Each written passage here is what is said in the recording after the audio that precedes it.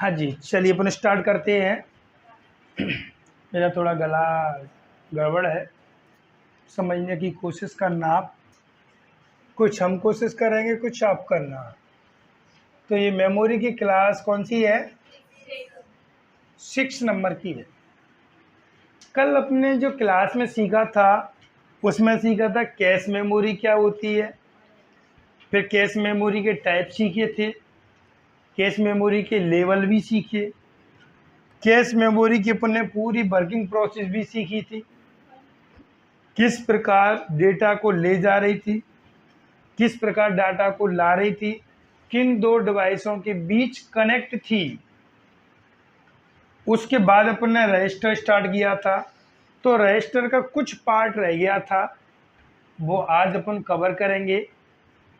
Primary memory में volatile memory अपनी चल रही है, और वॉलेटाइल मेमोरी की आज लास्ट क्लास है, ये अपनी फिनिश हो जाएगी। इसके बाद अपनी प्राइमरी मेमोरी में ही नॉन वॉलेटाइल मेमोरी स्टार्ट होगी। ठीक है, तो अपना जो टॉपिक चल रहा था उसका नाम था रजिस्टर। क्या नाम था? रजिस्टर था। कल अपने सीखा था कि रजिस्टर जो मेमोरी होती है वो किसके नज़दीक की मेमोरी होती है, कहाँ पर कनेक्ट होती है, कैसे कार्य करती है, स्टोरेज क्षमता में कैसी थी, प्रोसेसिंग में कैसी थी, कौन से नंबर की थी, वो सारी चीज़ें कल अपने सीख ली।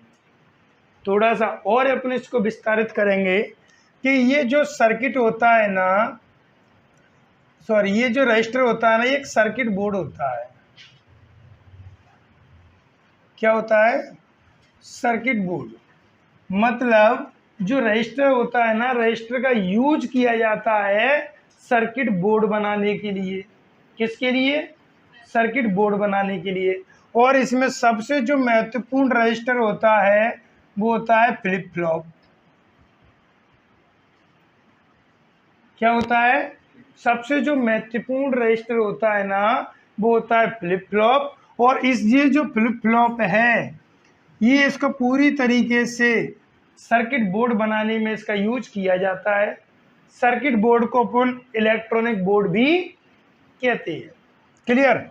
ये जो फ्लिप फ्लॉप है, इसमें दो ही कंडीशन होती हैं, 0,1। कितनी कंडीशन होती है? दो कंडीशन होती हैं, 0,1। और ध्यान रखना, यहाँ पर 0 का अर्थ ऑफ होता है, 1 का अर्थ ऑन होता है। क्या होता है? 0 का अर्थ ऑफ होता है और 1 का अर्थ ऑन होता है। कोई भी सर्किट बोर्ड हो वो दो बेस में ही चलता है, या तो वो ऑन होगा या ऑफ होगा। लेकिन ध्यान रखना, इसकी कंडीशन तो जरूर होती है, लेकिन एक बार में एक ही कंडीशन एक्टिव होती है। एक बार में एक ही कंडीशन क्या होती है? एक्टिव होती है। जैसे ये फैन चल रहा है, कंप्यूटर चल रहा है अपना, या तो ये ऑन होगा या ऑफ होगा। आप ये नहीं कह सकते सर फैन ऑफ भी है ऑन भी है। इंसान या तो जिंदा होगा या मर चुका होगा, दोनों नहीं हो सकता। तुमने बोल दिया सर कोमा में है, जिंदा भी मर भी है। नहीं, सांस चल रही तो जिंदा है, तभी तो रखे हैं अपन।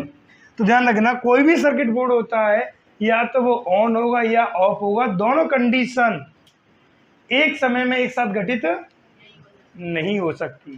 क्लियर? ये दोनों कंडीशन, एक घटेगी तो दूसरी बंद होगी, दूसरी एक्टिव होगी तो पहली वाली डीएक्टिव हो जाएगी। क्लियर? ठीक। अब अपन देखने वाले इसके टाइप्स ऑफ रजिस्टर।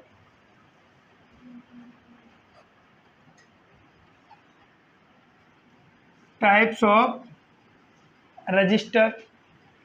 तो पहला रजिस्टर होता है आपका MAR, दूसरा होता है MBR, और तीसरा होता है PCR, चौथा AC, ACR भी बोल देते हैं अपन, या ACR। लेकिन आप इसको टिक क्या करोगे? AC करोगे। नेक्स्ट होता है इनपुट आउटपुट रजिस्टर, और एक होता है डेटा रजिस्टर।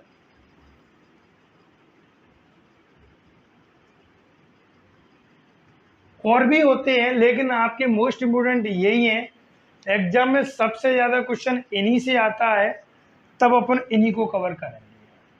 ठीक है, ये रजिस्टर हैं जो कंप्यूटर में प्रोसेसिंग के लिए यूज किए जाते हैं। प्रोसेसर कौन सा यूज कर रहा है, अन्य डिवाइसों में कौन सा यूज हो रहा होता है, ये सारे।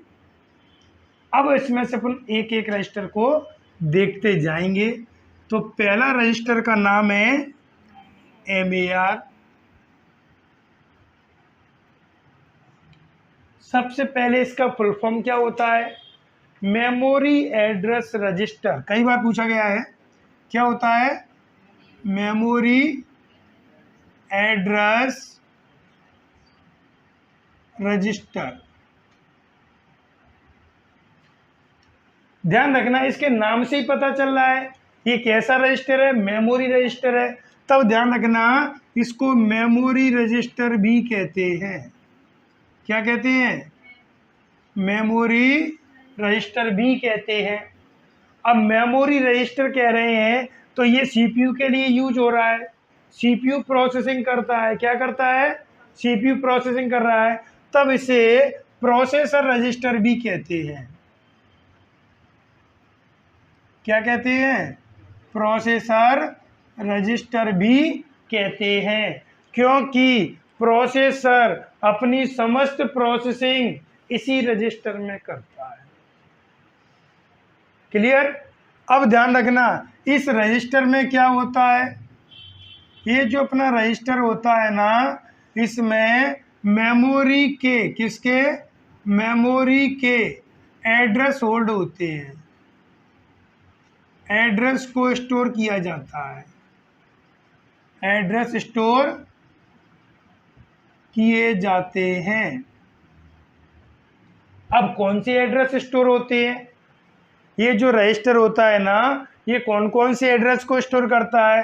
तो ध्यान रखना, इस मेमोरी में जो एड्रेस स्टोर होते हैं वो ये होता है कि डेटा कहाँ से आ रहा है और प्रोसेस होने के बाद डेटा कहाँ पर जाएगा। आप कभी भी किसी भी यात्रा करते हो, ट्रेन में, बस में, तो आपसे पूछा जाता है कहाँ से जा रहे हो, कहाँ पर जा रहे हो। क्लियर। तो ध्यान रखना, इस मेमोरी रजिस्टर में मेन दो प्रकार के एड्रेस होल्ड किए जाते हैं कि प्रोसेस कौन करता है, CPU।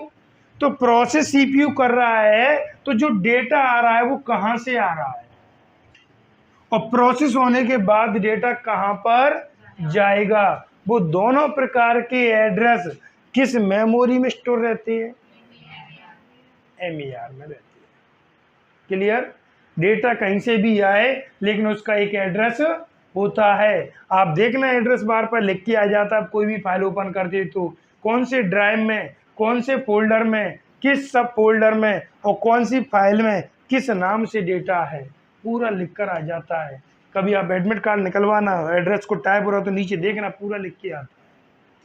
वो एड्रेस कोस में स्टोर रहते हैं, MER। क्लियर। ये मेमोरी रजिस्टर है जो सबसे ज़्यादा CPU के लिए यूज किया जाता है, इसलिए से CPU रजिस्टर या प्रोसेसर रजिस्टर भी कहते हैं। दूसरे नंबर का आता है आपका MBR।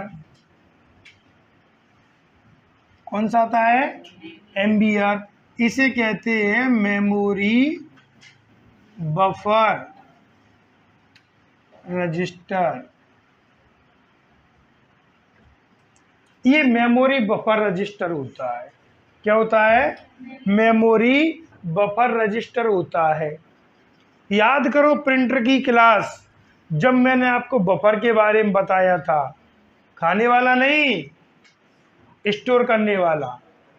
क्या था वो बफर, कि प्रोसेसिंग डेटा, जब प्रोसेस चल रही थी तब डेटा को होल्ड कर रहा था।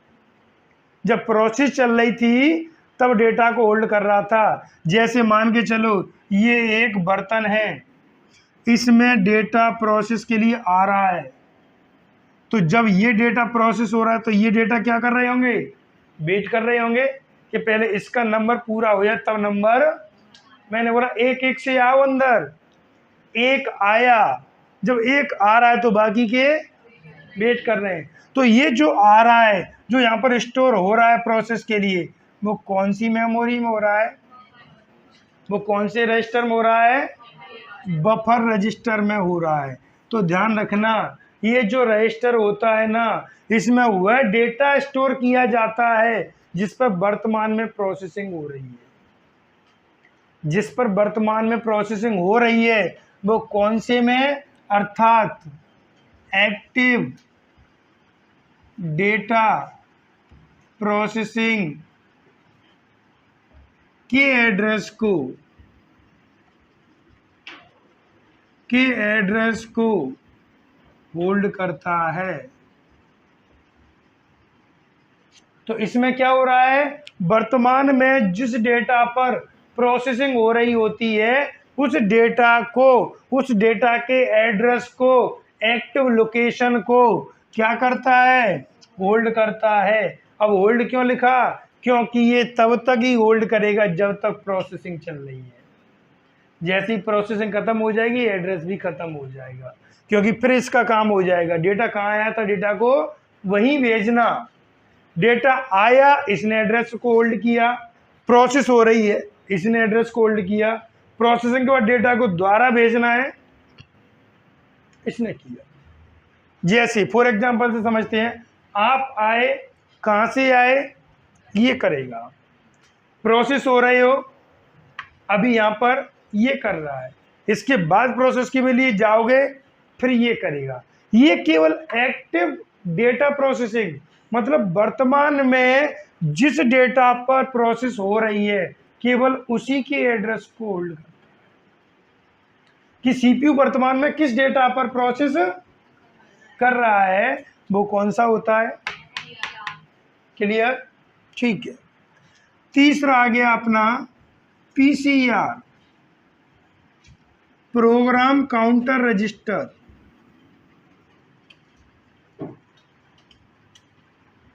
प्रोग्राम काउंटर रजिस्टर, ये मोस्ट इंपोर्टेंट है ये भी, क्योंकि इसका जो यूज होता है नेक्स्ट, अभी मैंने क्या बोला कि ये एक बर्तन है, इसमें ये प्रोग्राम जा रहा है, एक प्रोग्राम अभी बर्तन रन हो रहा है, बाकी के जो वेट कर रहे हैं वो भी तो कहीं स्टोर होंगे, उनके भी तो एड्रेस होंगे, वो इसमें है कि अगला प्रोग्राम कौन सा रन होने वाला है, अगले एड्रेस कौन से एक्टिव होने वाले हैं, वो जिस स्थान पर अभी वर्तमान में होल्ड हैं वो कौन सा रजिस्टर होता है, पीसीआर, प्रोग्राम काउंटर रजिस्टर होता है। और ये जो रजिस्टर होता है वो अगले कौन से प्रोग्राम निर्देश होने वाले हैं, अगले कौन से प्रोग्राम के एड्रेस रन होने वाले हैं, प्रोसेस होने वाले हैं, उनके एड्रेस को होल्ड करता है।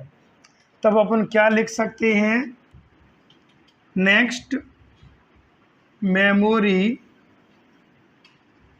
एड्रेस जो एग्जीक्यूट किए जाएंगे, एग्जीक्यूट किए जाएंगे उनको स्टोर करता है, स्टोर करता है। क्लियर, छोटा सा पॉइंट है बस।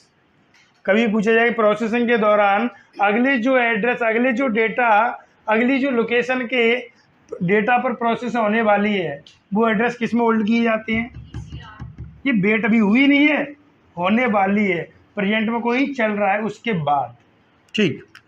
फोर्थ नंबर का आता है आपका एसी या एसीआर। इसका जो फुल फॉर्म होता है वो होता है एक्यूमुलेटर रजिस्टर। सबसे ज़्यादा एग्जाम में पूछा जाने वाला, अभी तक के जितने भी सीबीसीटी के एग्जाम हुए हैं या और भी एग्जाम हुए हैं उन सभी एग्जाम में ये सबसे ज़्यादा पूछा जाता है। कौन सा ये एक्यूमुलेटर रजिस्टर है, वो सबसे ज़्यादा एग्जाम में आता है।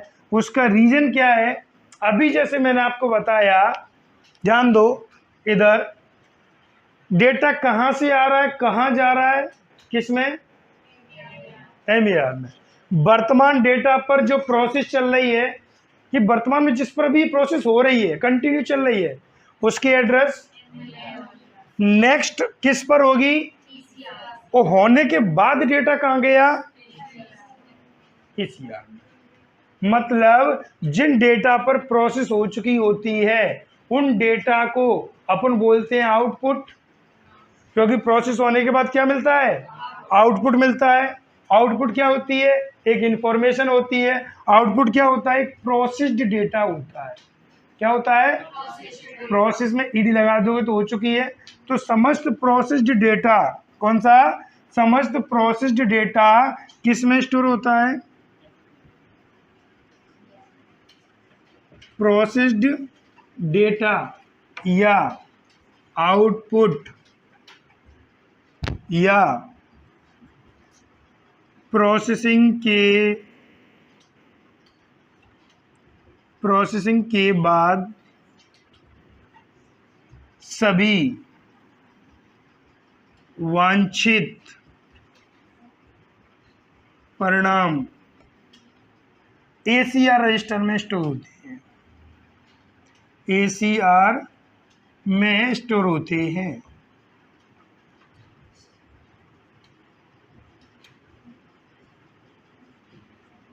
किस में स्टोर होते हैं, एसीआर में स्टोर होते हैं। क्लियर। तो ये किस में स्टोर किए जाते हैं, ये एसीआर में स्टोर किए जाते हैं। ठीक है। जो अब ये यूज किस में होता है वो भी सुन लो। आपको पता होना चाहिए कि जब आपको हार्डवेयर पढ़ाया तब मैंने आपको सीपीयू पढ़ाया। सीपीयू के 3 भाग पढ़ाए होंगे, सीयू, एएलयू और एमयू। एमयू को बोला था मेमोरी यूनिट, वहाँ पे भी थोड़ा बहुत हमने रजिस्टर सीखा था। तो ध्यान रखना, समस्त प्रकार की प्रोसेसिंग कौन कर रहा था, एएलयू। कंट्रोल कौन कर रहा था, सीयू। लेकिन प्रोसेस किस में हो रही थी, एएलयू में। तो जो प्रोसेस कर रहा है तो प्रोसेस के बाद डेटा भी किस में रहेगा। जैसे आप अभी स्टडी कर रहे हो तो रिजल्ट भी किसका रहेगा, आपका ही रहेगा। तो ध्यान रखना, ये जो रजिस्टर होता है कौन सा, एसी या एसीआर, इसका जो यूज किया जाता है वो एएलयू के अंदर किया जाता है। क्योंकि एएलयू के अंदर जितनी भी प्रोसेसिंग होती हैं उन प्रोसेसिंग डेटा को कौन होल्ड करेगा, एसी रजिस्टर। उस प्रोसेसिंग डेटा को कौन कैप्चर करेगा, कौन स्टोर करेगा, किसके अंदर करेगा, एएलयू के अंदर। क्योंकि समस्त प्रकार की प्रोसेसिंग फिनिश किसके अंदर होती है, एएलयू के अंदर होती है। क्लियर। चलिए नेक्स्ट आता है अपना इनपुट आउटपुट रजिस्टर। कौन सा आता है, इनपुट आउटपुट रजिस्टर। तो सुन लो, ये वो रजिस्टर होते हैं जो समस्त प्रकार के इनपुट और आउटपुट दोनों प्रकार के डिवाइसों में किए जाते हैं। जितने भी इनपुट डिवाइस होते हैं उसके अंदर भी तो डेटा प्रोसेस होता है, तब डेटा आगे भेजा जाता है। तो वो जो डेटा प्रोसेस हो रहा है वो कौन से रजिस्टर में होता है, जो आउटपुट मिलता है। जैसे मैंने बोला कि मैंने अपनी कुछ भी टाइप किया, कंप्यूटर को 0-1 सही में आता है, अपन कीबोर्ड से, माउस से या किसी भी इनपुट डिवाइस से भेज रहे हैं, वो डेटा दूसरी लैंग्वेज में होता है। तो फिर आपको बताया था कि इनमें ट्रांसलेटर लगे होते हैं जो क्या करते हैं, अपने डेटा को कंप्यूटरी लैंग्वेज में कन्वर्ट करते हैं। तो कन्वर्ट हो रहे हैं तो प्रोसेस हो रहे हैं कि नहीं हो रहे, तो कौन से रजिस्टर में हो रहे हैं, इनपुट में हो रहे हैं। फिर बाद में प्रोसेसिंग के बाद डेटा मिलता है तो फिर कन्वर्ट होते हैं, तब कौन से में होते हैं, आउटपुट में होते हैं।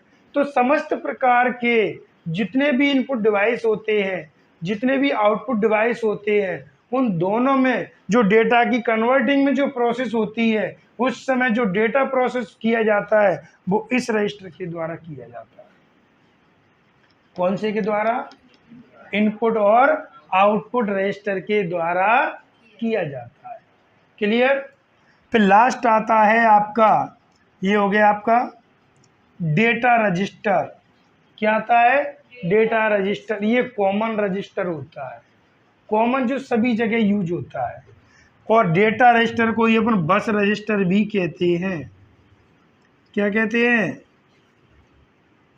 बस रजिस्टर भी कहते हैं। ये रजिस्टर सभी पेरिफेरल डिवाइसों में यूज किया जाता है, चाहे वो इनपुट हो, आउटपुट हो, या कोई भी अदर डिवाइस हो। सभी डिवाइसों में जो प्रोसेसिंग होती है, जो डेटा को एक जगह से दूसरी जगह की होती है, उन सभी में जो रजिस्टर यूज किया जाता है वो कौन सा यूज किया जाता है? डेटा रजिस्टर यूज किया जाता है। ये एक कॉमन टाइप का रजिस्टर होता है जो सभी प्रकार के डिवाइसों में यूज होता है। क्लियर? ये आपका रजिस्टर हो गया, और रजिस्टर होने के साथ में ही आपकी समस्त प्राइमरी मेमोरी में वोलेटाइल मेमोरी कंप्लीट हो चुकी है। इसमें से अगर आपको कोई भी क्वेश्चन पूछना हो या कोई भी ऐसा पॉइंट जो आपको समझ में नहीं आया हो, आप पूछ सकते हो। क्लियर? हाँ जी, किसी कुछ पूछना है क्या? चलो ठीक है, नहीं पूछना आप इसको नोट कर लो। इसके बाद अपन प्राइमरी मेमोरी का सेकंड पार्ट पढ़ने वाले हैं, जिसका नाम है नॉन वोलेटाइल मेमोरी। और नॉन वोलेटाइल मेमोरी पढ़ने वाले हैं अपन रोम मेमोरी, जो कंप्यूटर की प्राइमरी मेमोरी में रैम के बाद सबसे ज़्यादा दूसरे नंबर की इम्पोर्टेंट है, जिससे अपने सीबीसीटी के एग्जाम में या बैंक के एग्जाम में या कोई भी कंप्यूटर से संबंधित एग्जाम दे लेना, सबसे ज़्यादा क्वेश्चन आते हैं, वो आते हैं तो फिर डीप आते हैं। क्लियर? चलो नोट कर लो आप। चलो अपन स्टार्ट करें अपनी। आप इसमें से कुछ पूछना तो नहीं है, हटा दें। अब अपन सीखेंगे अपन कौन सी मेमोरी? सबसे ज्यादा इंपोर्टेंट मेमोरी है, और अच्छे क्वेश्चन आते हैं इससे।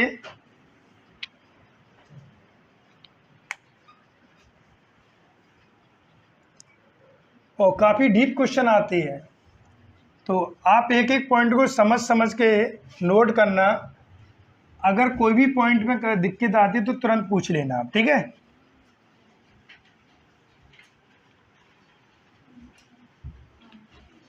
चलिए, प्राइमरी मेमोरी का सेकंड पार्ट है। फर्स्ट पार्ट अपना वोलेटाइल फिनिश हो गया। प्राइमरी मेमोरी में ही चल रहे हैं अपन अभी। लेकिन ध्यान रखना, जो अपने प्राइमरी मेमोरी की विशेषताएं स्टार्टिंग में सीखी थी, वो दो भागों में तोड़ के सीखी। अब उस वोलेटाइल भाग को भूल जाना। अब के भूलने का मतलब कुछ साइड एक तरफ कर देना। अब अपन सीखेंगे कौन सी मेमोरी? नॉन वोलेटाइल मेमोरी, ठीक है?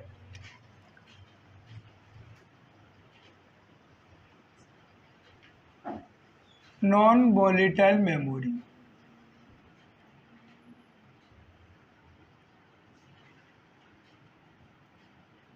तो एक चीज तो यहां से अपन क्लियर करते हैं कि वोलेटाइल और नॉन वोलेटाइल मतलब एक दूसरे की अपोजिट होंगी। जो वोलेटाइल में था वो नॉन वोलेटाइल में नहीं होगा, ठीक है? तो ध्यान रखना, ये जो नॉन वोलेटाइल मेमोरी है, इस मेमोरी का हिंदी में अर्थ होता है स्थायी मेमोरी, ठीक? स्थायी का मतलब ये भी चीज और होता है कि परमानेंट।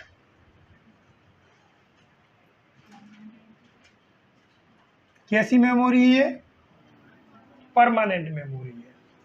मतलब इस मेमोरी में जो भी डेटा स्टोर होगा, इस मेमोरी में जो भी डेटा स्टोर है, वो लाइट के जाने के बाद, कंप्यूटर के बंद होने के बाद, प्रोसेसिंग कंप्लीट होने के बाद डेटा इरेज नहीं होगा। कैसा नहीं होगा? इरेज का मतलब मिटेगा नहीं, इसमें जो स्टोर है वो स्टोर ही रहेगा। तभी तो ये नॉन वोलेटाइल मेमोरी बनेगी, तभी तो ये कैसी बनेगी? परमानेंट मेमोरी बनेगी। क्लियर? तो ये जो नॉन वोलेटाइल मेमोरी है, नॉन वोलेटाइल मेमोरी है, उसमें डेटा एक बार स्टोर होने के बाद डेटा मिटता नहीं है। कैसा है? मिटता नहीं है, इसलिए अपन इस मेमोरी को क्या मेमोरी कहते हैं? परमानेंट मेमोरी कहते हैं। और इस मेमोरी का एग्जाम्पल है रोम मेमोरी। क्या अर्थ है इसका? रोम मेमोरी। तो ध्यान रखना, नॉन वॉलेटाइल मेमोरी में प्राइमरी मेमोरी एकमात्र है जिसका नाम है रोम, और इसकी फैमिली है। फैमिली मतलब इसके जो भी टाइप है। जब ये मेमोरी नॉन वॉलेटाइल है तो इसके अंदर जितने भी टाइप आएंगे वो भी कौन से होंगे? नॉन वॉलेटाइल होंगे। अब इसकी बात करते हैं, तब इसका फुल फॉर्म होता है रीड ओनली मेमोरी। क्या फुल फॉर्म होता है इसका?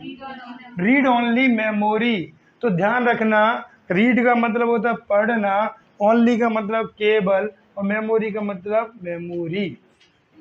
तो ध्यान दीजिए, ये वह मेमोरी है जिसमें डेटा को केवल और केवल रीड कर सकते हैं। केवल किसकी परमिशन मिल रही है? रीड करने की, कोई और परमिशन नहीं दी गई है।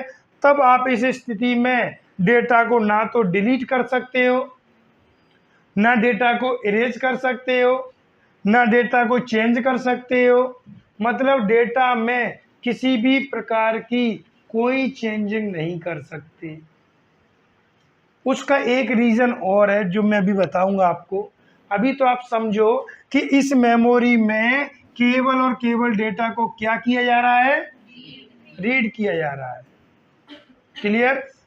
अब सुनिए, ये जो मेमोरी है ना, इसमें डेटा को केवल रीड किया जाता है। अब इसमें जो डेटा होता है ना, क्या इस मेमोरी में जो डेटा होता है, जो डेटा होता है ना, वह एक प्रोग्राम के रूप में होता है।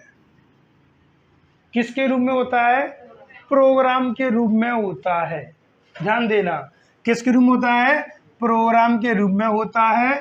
और ये जो प्रोग्राम होते हैं वह एक स्टार्टअप प्रोग्राम होते हैं। क्या होते हैं? स्टार्टअप प्रोग्राम होते हैं। अर्थात जब कंप्यूटर चालू किया जाता है, जब अपन कंप्यूटर चालू करते हैं ना, तो आपने देखा होगा, आपने जैसे ही कंप्यूटर स्विच ऑन किया तो उसमें कुछ लाइनिंग, कुछ टेक्स्ट लिखकर आने लगती है। अपन कहते हैं रुक जा, प्रोसेसिंग चल रही है। फिर थोड़ी देर बाद आता है विंडो स्टार्ट नॉर्मली, अपन एंटर दबा देते, अपना कंप्यूटर स्टार्ट हो जाता है। तो जो प्रोसेसिंग चल रही थी वो यही प्रोग्राम थे। कौन से प्रोग्राम थे? स्टार्टअप प्रोग्राम थे। क्लियर? थोड़ा सा फिर ऊपर पहुंचेंगे अपन। जो रोम मेमोरी होती है वह एक चिप के रूप में होती है। किसके रूप में होती है? चिप के रूप में होती है। और चिप कैसी होती है? एक हार्डवेयर का रूप होती है। किसका होती है? एक हार्डवेयर का रूप होती है। और किस प्रकार का हार्डवेयर होता है? सेमीकंडक्टर। कैसा रूप होता है? सेमीकंडक्टर। अब ध्यान दो, ये क्या हो गया? एक हार्डवेयर। किसके रूप में हो गया? एक चिप के रूप में हो गया। लेकिन ये क्या हो गई? प्रोग्राम हो गई। और प्रोग्राम को आप क्या कहते हो? सॉफ्टवेयर भी कहते हो। क्या कहते हो? सॉफ्टवेयर भी कहते हो। तो ध्यान दीजिए, ये एक इस प्रकार की मेमोरी होती है। क्या? ये एक इस प्रकार की मेमोरी होती है जो दिखने में हार्डवेयर होती है, दिखने में एक चिप के रूप में होती है, लेकिन कार्य एक सॉफ्टवेयर के रूप में करती है। कार्य एक सॉफ्टवेयर के रूप में करती है। अभी जी अपने मदरबोर्ड पर लगी रहती है, लेकिन जो मदरबोर्ड पर लगी है वो एक हार्डवेयर के रूप में है, वो एक चिप के रूप में है, लेकिन कार्य किसके रूप में कर रही है? सॉफ्टवेयर के रूप में कर रही है। किसके रूप में कर रही है? ऐसे डिवाइस को अपन बोलते हैं फर्मवेयर। क्या कहते हैं? फर्मवेयर। तब इस मेमोरी को क्या? तब इस मेमोरी को फर्मवेयर मेमोरी भी कहते हैं। इस मेमोरी को क्या कहते हैं? फर्मवेयर मेमोरी भी कहते हैं। क्यों कहते हैं? अभी आपको पता चल गया, क्योंकि हार्डवेयर जब सॉफ्टवेयर का कॉम्बिनेशन होता है, दिखने में हार्डवेयर है, कार्य सॉफ्टवेयर के रूप में करेगी, वो समस्त मेमोरी कौन सी कहलाएंगी? फर्मवेयर। दूसरी बात, इनको अपन चेंज नहीं कर पा रहे हैं। क्या चेंज नहीं कर पा रहे हैं? क्योंकि डेटा को केवल क्या कर सकते हैं? पढ़ सकते हैं। तब भी ये विशेषता किसकी होती है? फर्मवेयर की होती है। किसकी होती है? फर्मवेयर की होती है। इस मेमोरी का यूज, इस फर्म मेमोरी का यूज समस्त प्रकार के इलेक्ट्रॉनिक डिवाइसों में यूज किया जाता है। समस्त प्रकार के इलेक्ट्रॉनिक डिवाइसों में किस में यूज किया जाता है? इलेक्ट्रॉनिक डिवाइस में यूज किया जाता है। तो जितने भी इलेक्ट्रॉनिक डिवाइस होते हैं उन सभी में इस मेमोरी का यूज किया जाता है। क्लियर? अब इसकी आगे की स्टोरी सुनिए। ये जो मेमोरी होती है, कौन? रोम मेमोरी। अभी मैंने आपको बताया किसके रूप में होती है? चिप के रूप में होती है। किसके रूप में होती है? चिप के रूप में होती है। तो ध्यान दो इधर, ये जो मेमोरी चिप के रूप में है ना, ये मदरबोर्ड पर, किस पर? मदरबोर्ड पर इनबिल्ट आती है। कैसी आती है? इनबिल्ट आती है। इनबिल्ट का मतलब होता है ये पहले से लगी हुई आती है। इनबिल्ट का मतलब क्या है? पहले से उस पर लगी हुई आती है, तो इसे अपन रिमूव भी नहीं कर सकते। इसे नॉर्मल यूजर रिमूव नहीं कर सकता। केवल हार्डवेयर इंजीनियर या प्रोग्रामर ही इस मेमोरी को रिप्लेस कर सकते हैं, हटाकर दूसरी लगा सकते हैं। अपन लोग जैसे रैम चेंज करते हैं वैसे इसको चेंज नहीं कर सकते, क्योंकि इसका कोई भी स्लॉट नहीं होता है, कोई भी सॉकेट नहीं होती है, ये डायरेक्ट उस पर लगी हुई होती है। इस प्रकार ये लगी हुई है, ये मैं इसको निकाल नहीं सकता बिना सोल्डिंग के, बिना हार्डवेयर इंजीनियर के, बिना प्रोग्रामर के। कि नॉर्मल यूजर चला गया जैसे रैम लगाई निकाल के द्वारा लगा दी, नहीं कर सकती। ये मदरबोर्ड पर कैसी है? इनबिल्ट है। अर्थात जब मदरबोर्ड बनाया जाता है तभी इस मेमोरी को मदरबोर्ड पर फिक्स कर दिया जाता है। क्या कर दिया जाता है? फिक्स कर दिया जाता है। इसे अपन चेंज नहीं कर सकते। इसलिए एक बार आपके सिस्टम की जो रैम मेमोरी मिल गई वही रहेगी। क्लियर? तो ये कैसी होती है? ये इनबिल्ट मेमोरी होती है। दूसरी बात, इस रोम मेमोरी में अभी हमने सीखा कि इसमें डेटा को केवल रीड कर सकते हैं। क्या कर सकते हैं? केवल रीड कर सकते हैं। तो ध्यान दो, जिस मेमोरी में हम डेटा स्टोर कर सकते हैं उसमें हम डेटा को मॉडिफाई भी कर सकते हैं। इस मेमोरी में हम डेटा को स्टोर नहीं कर सकते। फिर कौन करता है? इसमें प्रोग्रामर करता है। तो रोम मेमोरी में डेटा किसके रूप में था? प्रोग्राम के रूप में था। किसके रूप में था? प्रोग्राम के रूप में। डेटा रोम मेमोरी में डेटा प्रोग्राम के रूप में होता है, जिसे प्रोग्रामर के द्वारा स्टोर किया जाता है।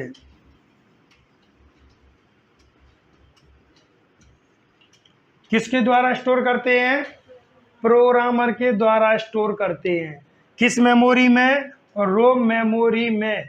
ध्यान देना, इस मेमोरी में जो भी डेटा प्रोग्राम के रूप में स्टोर है वो एक स्पेशल प्रोग्रामर व्यक्ति के द्वारा ही स्टोर किया जाता है। किसके द्वारा स्टोर किया जाता है? अब जब स्पेशल प्रोग्रामर के द्वारा स्टोर किया जाएगा तो नॉर्मली स्टोर नहीं होगा जैसे अपन लोग करते हैं। अपन लोगों ने टाइप कर दिया, डेटा स्टोर हो गया। नहीं। क्यों? इसमें डेटा कैसा रहेगा? रीड ओनली रहेगा, एडिटेबल नहीं आएगा। तब ध्यान रखना, इस मेमोरी में डेटा को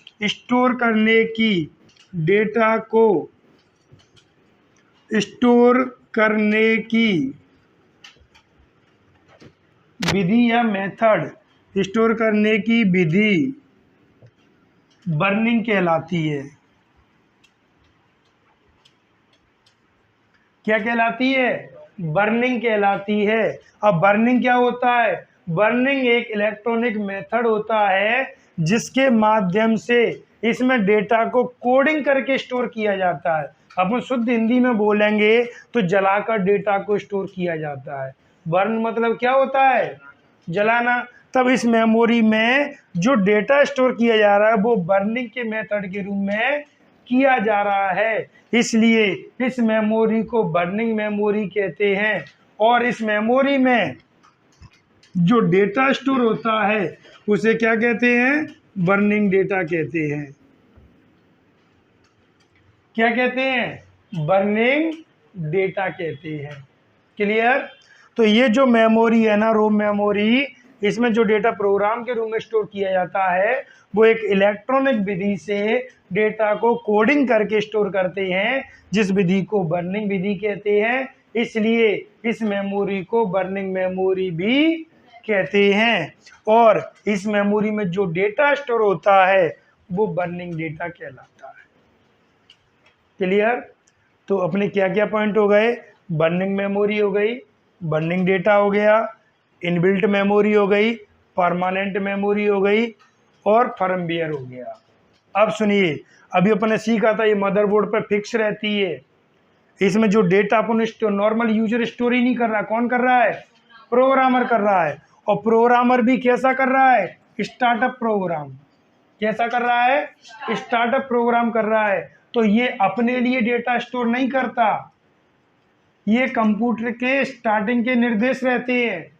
क्या रहते हैं इसमें? स्टार्टिंग के निर्देश रहते हैं। तो इस मेमोरी में जो स्टार्टिंग के जो निर्देश रहते हैं वो समस्त चीज़ों को चेक करते हैं कि सिस्टम के सभी पार्ट्स सही से कनेक्टेड हैं कि नहीं है। क्लियर? तो जब भी आप कंप्यूटर चालू करोगे तो ये प्रोग्राम एक्टिव होता है और इस प्रोग्राम का नाम होता है बायोस। ये जो स्टार्टअप प्रोग्राम है, कौन सा? स्टार्टअप प्रोग्राम है। जो डेटा रैम मेमोरी में, रोम मेमोरी में स्टोर है, वो डेटा का नाम क्या है? बायोस। और बायोस का पूरा नाम होता है बेसिक इनपुट आउटपुट सिस्टम। और ये फुल फॉर्म कई बार पूछा गया है कि बायोस का फुल फॉर्म क्या होता है? Basic input output system. और ध्यान रखना, और बायोस किसके अंदर स्टोर रहता है? रोम मेमोरी के अंदर स्टोर होता है। किसके अंदर स्टोर होता है? रोम मेमोरी के अंदर स्टोर होता है। और बायोस क्या है? तो आप कह सकते हो बायोस एक स्टार्टअप प्रोग्राम है।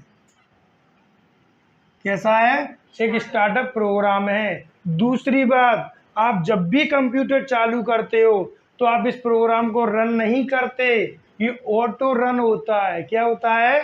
ऑटो रन होता है। तो आप कह सकते हो ये जो स्टार्टअप प्रोग्राम है ये ऑटो एग्जीक्यूट प्रोग्राम भी है। मतलब जैसे ही आपने कंप्यूटर सिस्टम को चालू किया ये ऑटो रन हो जाता है। जैसे ही इसको लाइट मिलती है ये ऑटो रन हो जाता है। और ऑटो रन होने के बाद क्या? ऑटो रन होने के बाद ये समस्त सभी इनपुट डिवाइस और सभी आउटपुट डिवाइस की कनेक्टिविटी सिस्टम से चेक करते हैं कि प्रॉपर कनेक्ट है कि नहीं। अगर प्रॉपर कनेक्ट नहीं है तब कंप्यूटर पर एक एरर आ जाती है। वो आप कहते हो सर देखना कंप्यूटर चालू नहीं हो रहा, कुछ लिखकर आ रहा है। इसका मतलब प्रॉपर डिवाइस कनेक्ट नहीं है, सोना नहीं है। ध्यान रखना। तो ये क्या होते हैं? ऑटो एग्जीक्यूट होते हैं। दूसरी बात आप ध्यान रखना, जब ये इनपुट आउटपुट डिवाइसों की सिस्टम प्रॉपर कनेक्टिविटी है तभी लिखकर आता है विंडो नॉर्मली स्टार्टेड। फिर आप एंटर मार देते हो, कंप्यूटर चालू हो जाते हैं। ऐसा कोई कंप्यूटर सिस्टम नहीं है जिसमें बायोस नहीं होता। जब भी आप कंप्यूटर चालू करोगे तो ये उनको चेक करेगा कि सिस्टम सही से कनेक्ट है कि नहीं। ये तो आप लोग भी करते हो, जब सुबह जगते हो तो 5-10 मिनट रखे रहते हो। अगर आपको सुबह तुरंत जग के खड़ा कर दिया जाए और चलने के लिए बोल दिया जाए, आप पता नहीं कितनी बार गिरोगे, खड़े होगे। क्यों? 5-10 मिनट में आपका जो ऑपरेटिंग सॉफ्टवेयर है वो समस्त पार्टों को चेक करता है कि सभी कार्य कर रहे हैं कि नहीं कर रहे, सभी कनेक्टेड है कि नहीं है। तुम्हारा तो बायोस गड़बड़ लग रहा है मुझे, सिस्टम की कनेक्टिविटी नहीं हो पा रही, कोशिश कर रहे हो लेकिन भाग रहा है अलग, तो यही ध्यान दो। क्लियर? तो ये होते हैं। अब इसके भी सिद्धांत है, बायोस का भी।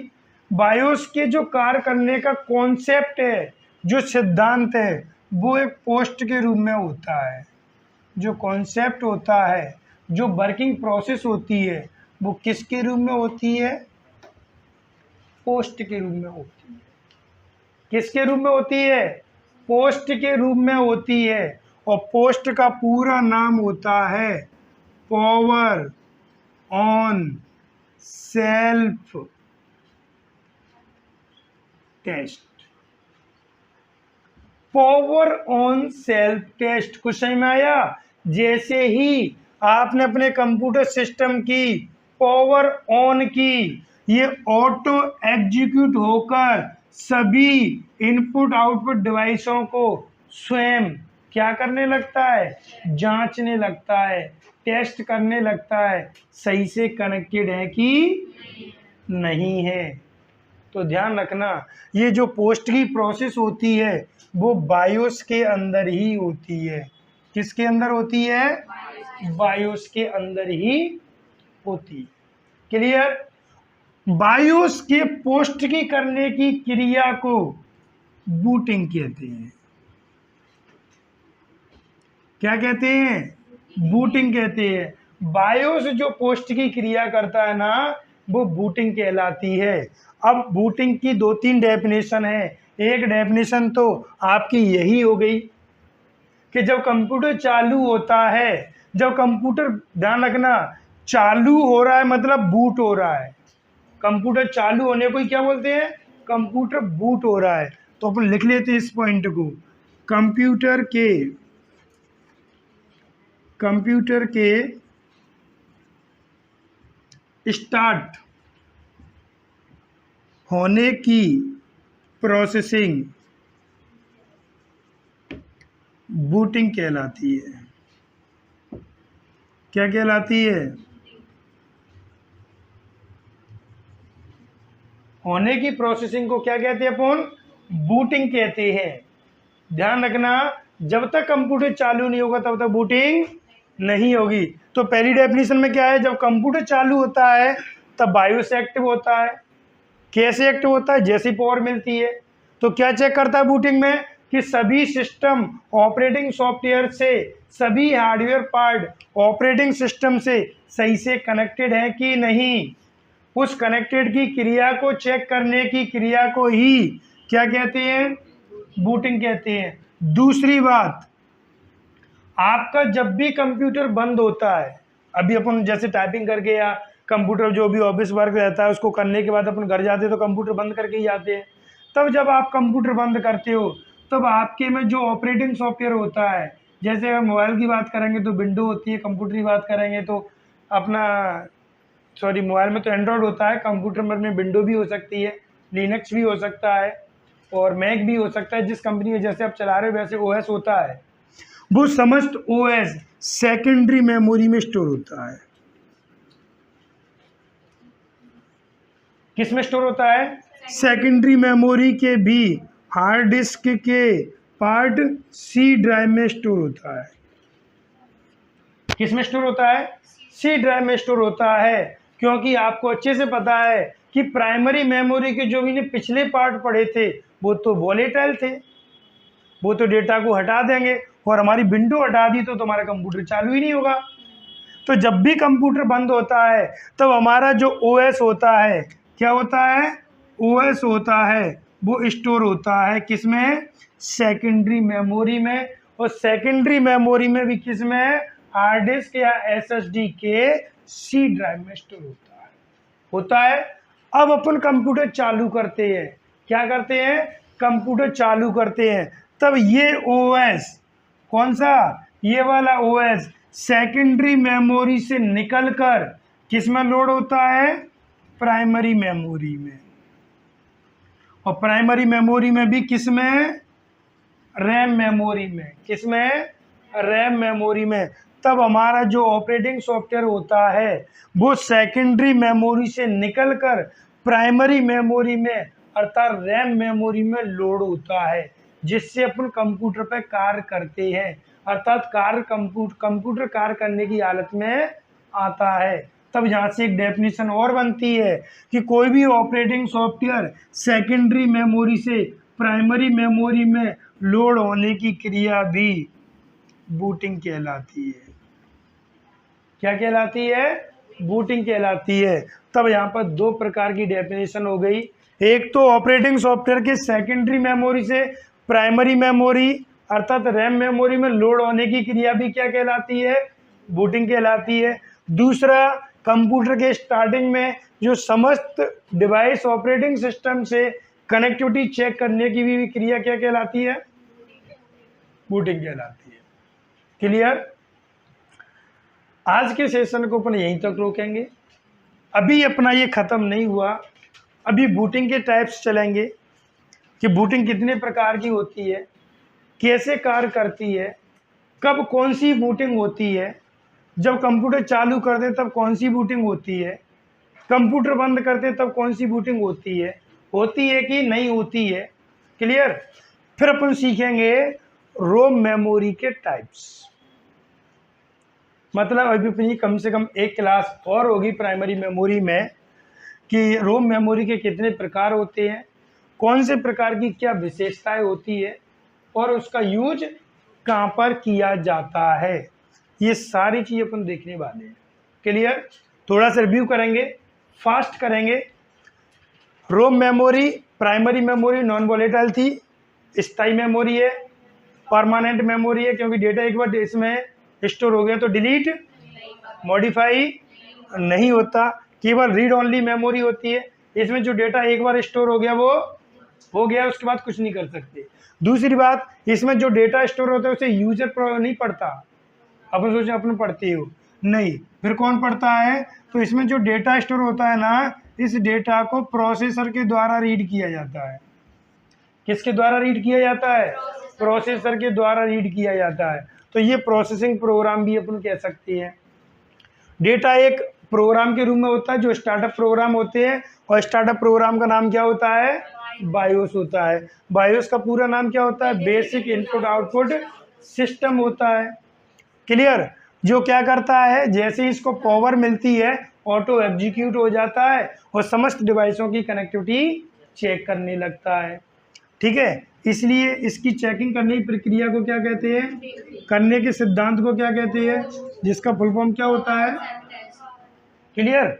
बूटिंग क्या थी, बूटिंग की हमने दो डेफिनेशन पढ़ी थी, ऑपरेटिंग सॉफ्टवेयर के प्राइमरी मेमोरी में लोड होने की क्रिया और समस्त डिवाइसों की कनेक्टिविटी की चेक करने की क्रिया। ये जो बायोस होता है वो किस में स्टोर होता है, रोम मेमोरी में होता है। रोम मेमोरी क्या होती है, चिप होती है। चिप क्या होती है, हार्डवेयर होती है, जबकि बायोस क्या होता है, सॉफ्टवेयर होता है। तो दिखने में हार्डवेयर होती, कार्य सॉफ्टवेयर की तरह करती है, इसलिए इसे फर्म मेमोरी भी कहती है। क्लियर। अब फर्म मेमोरी का यूज समस्त प्रकार के इलेक्ट्रॉनिक डिवाइसों में किया जाता है और ये मदरबोर्ड पर इनबिल्ट रहती है, फिक्स रहती है, इसे अपन रिमूव नहीं कर सकते, केवल और केवल प्रोग्रामर ही इसको रिमूव कर सकता है। इस मेमोरी में डेटा तभी स्टोर किया जाता है जब यह मेमोरी बनाई जाती है। जब यह मेमोरी बनाई जाती है तब इसमें डेटा को जिस मेथड से स्टोर किया जाता है उसे बोलते हैं बर्निंग मेथड। इसलिए इस मेमोरी को कहते हैं बर्निंग मेमोरी। क्या कहते हैं, बर्निंग मेमोरी। और जो इसमें डेटा स्टोर होता है उसे कहते हैं बर्निंग डेटा। क्लियर। 50% आपकी रोम मेमोरी हो चुकी है, चाहे इसको बेसिक समझ लो चाहे कुछ भी समझ लो, फुल डिटेल में चल रहा है अपना। आधा पार्ट बचा हुआ है वो नेक्स्ट कल की क्लास में कंप्लीट हो जाएगी और कल ही अपन प्राइमरी मेमोरी को फिनिश कर देंगे। ठीक है, तो फिर अपनी स्टार्ट होगी सेकेंडरी मेमोरी। क्लियर? तो ये जो मेमोरी है, एक एक पॉइंट को नोट कर लेना अच्छे से, अगर एग्जाम क्वालिफाई करना है तो। वैसे ही CBSE के 2-3 दिन बचे हैं, 26, 27, 28 से स्टार्ट है शायद, तो उन बच्चों को तो शेयर कर देना, क्योंकि अगर हो सकता है कि मेमोरी से क्वेश्चन आ गए तो यहाँ से क्वेश्चन बन जाए। जो भी टॉपिक हो चुका है आपका देख लेना आप उठा के, अभी एग्जाम आएगा, पेपर आएगा अपने पास, मैं आपको पेपर लगवाऊंगा। जो अभी प्रीवियस पेपर हो चुके हैं ना, उनको लगा के देखना। ये जो अभी करंट में पेपर होने वाला है उसको लगा के देखना, और जो टॉपिक हो चुके हैं उनमें से मैचिंग करना। एक क्वेश्चन बाहर नहीं गया होगा आपका। जो टॉपिक हो चुके हैं वो हमें बिलीव तो तभी होगा ना कि हम अच्छा पढ़ाया जा रहा है कि बेकार, जब हमारे एग्जाम में क्वेश्चन आ रहे हैं और हम उसको देखते ही टिक कर दें जो टॉपिक हो चुके हैं, तब आता है मजा पढ़ने में। क्लियर? चलिए, तो फिर मिलते हैं अपन कल। ठीक है, ओके, थैंक यू।